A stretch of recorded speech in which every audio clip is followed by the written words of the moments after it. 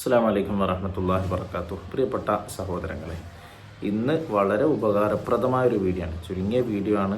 ഇത് പൂർണ്ണമായും കാണുന്ന ആളുകൾക്ക് ഉപകാരമുണ്ടാകും എന്ന വിഷയത്തിൽ യാതൊരു തർക്കമില്ല. നമ്മളൊക്കെ നമസ്കാരത്തിന് വേണ്ടി ഉളു ഉണ്ടാക്കുന്ന ആളുകളാണ്. ഉളുയിൽ തടവേണ്ട അവയവങ്ങളുമുണ്ട്, കഴുകപ്പെടേണ്ട അവയവങ്ങളുമുണ്ട്. കഴുകപ്പെടേണ്ട അവയവങ്ങൾ അത് ശരിയാവണ്ണം ക്ലിയറായി അത് സ്വഹീഹാകണമെന്നുണ്ടെങ്കിൽ മഹത്തുക്കളായ ഫുഖഹാ പഠിപ്പിക്കുന്നു, അവ കഴുകപ്പെടേണ്ട അവയവങ്ങളിലൂടെ വെള്ളം ഒലിപ്പിക്കണം എന്ന് പറയുന്നുണ്ട്. ഉദാഹരണത്തിന് മുഖം കഴുകപ്പെടേണ്ട ഒരു അവയവമാണ്. മുഖം കഴുകുന്ന സമയത്ത് ഹൗദിലോ അല്ലെങ്കിൽ പൈപ്പിലോ കൈ ഇങ്ങനെ കാട്ടിയതിന് ശേഷം മുഖത്ത് ഇങ്ങനെ തടവിയാൽ മതിയാവുകയില്ല. തല തടവിയാൽ മതി, ചെവി തടവിയാൽ മതി. എന്നാൽ മുഖം, കൈ, കാല് തുടങ്ങിയ കഴുകപ്പെടേണ്ട അവയവങ്ങൾ നമ്മൾ കഴുകുന്ന സമയത്ത് അത് ശരിയാകണമെന്നുണ്ടെങ്കിൽ വെള്ളം ഒലിപ്പിക്കണം. അത് നിർബന്ധമാണ്, എങ്കിലേ അത് ശരിയാവുകയുള്ളൂ. പല ആളുകളും മുഖം കഴുകുന്ന സമയത്ത് ഹൗദിലോ അല്ലെങ്കിൽ പൈപ്പിലോ ഒക്കെ വെള്ളം ഇങ്ങനെ എടുക്കും. എന്നിട്ട് മുഖത്തിൻ്റെ പരിധി നമ്മൾ പ്രത്യേകം ശ്രദ്ധിക്കണം. തലയിൽ മുടി മുളക്കുന്ന ആ സ്ഥലം മുതൽ, നീളത്തിൽ മുടി മുളക്കുന്ന സ്ഥലം മുതൽ 2 താടിയെല്ലുകൾ സംഗമിക്കുന്ന ഈ സ്ഥലം വരെയാണ്. വീതിയിൽ നോക്കുകയാണെങ്കിൽ ഒരു ചെവിക്കുറ്റി മുതൽ മറ്റേ ചെവിക്കുറ്റി വരെയാണ്.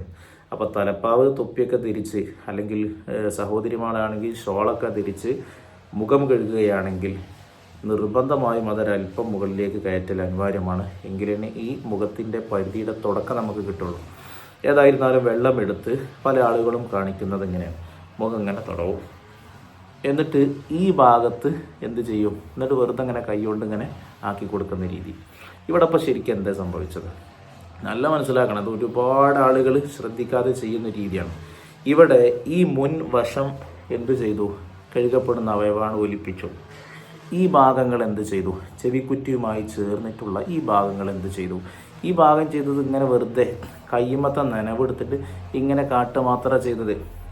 യഥാർത്ഥത്തിൽ മുഖത്തിൻ്റെ പരിധി എല്ലാ ഭാഗങ്ങളും കഴുകപ്പെടേണ്ട ഭാഗമാണ്. അവിടെ എല്ലായിടത്തും ഒലിപ്പിക്കുക എന്ന നിബന്ധന ബാധകമാണ്.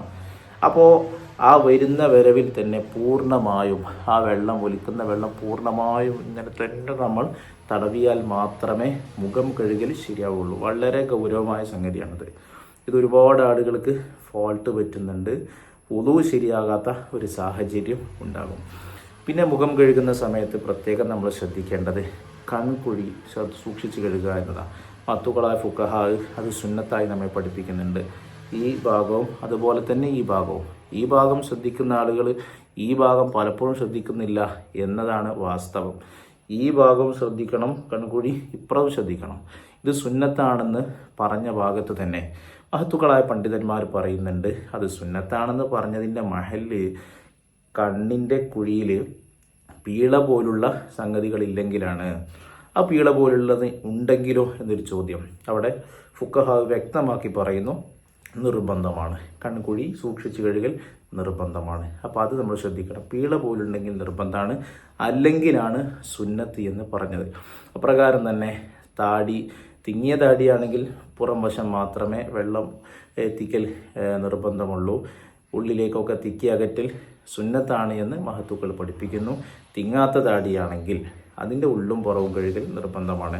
തിങ്ങിയതും തിങ്ങാത്തതും എങ്ങനെ നമുക്ക് മനസ്സിലാക്കാം? ഒരു മനുഷ്യനോട് അഭിമുഖ സംഭാഷണം നടത്തുന്ന സമയത്ത് രോമത്തിൻ്റെ ഉള്ളിലൂടെ ചർമ്മത്തിൻ്റെ നിറം കാണുന്നുണ്ട് എങ്കിൽ അത് തിങ്ങാത്ത താടിയാണ് എന്നും, ചർമ്മത്തിൻ്റെ നിറം കാണുന്നില്ല എങ്കിൽ അത് തിങ്ങിയ താടിയാണ് എന്നൊക്കെയാണ് മഹത്തുക്കളായ ഫുഖഹാ ആ വിഷയത്തിൽ ക്ലിപ്തപ്പെടുത്തിയിട്ടുള്ളത്.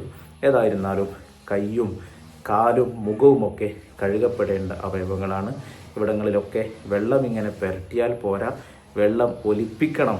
എങ്കിലേ ആ അവയവം കഴുകലായി പരിഗണിക്കുകയുള്ളൂ, നമ്മുടെ ഉളു ശരിയാവുകയുള്ളൂ. വളരെ ഗൗരവകരമായ വിഷയമാണ്. മനസ്സിലായി ഉപകാരപ്പെട്ട ആളുകളെ മറ്റുള്ള ആളുകളിലേക്ക് എത്തിച്ചു കൊടുക്കണമെന്ന് സാന്ദർഭികമായി സൂചിപ്പിക്കുന്നു. അള്ളാഹു നമുക്ക് നാഫിയായ നൽകി അനുഗ്രഹിക്കട്ടെ. അസ്സലാമു അലൈക്കും വറഹ്മത്തുള്ളാഹി വബറകാതുഹു.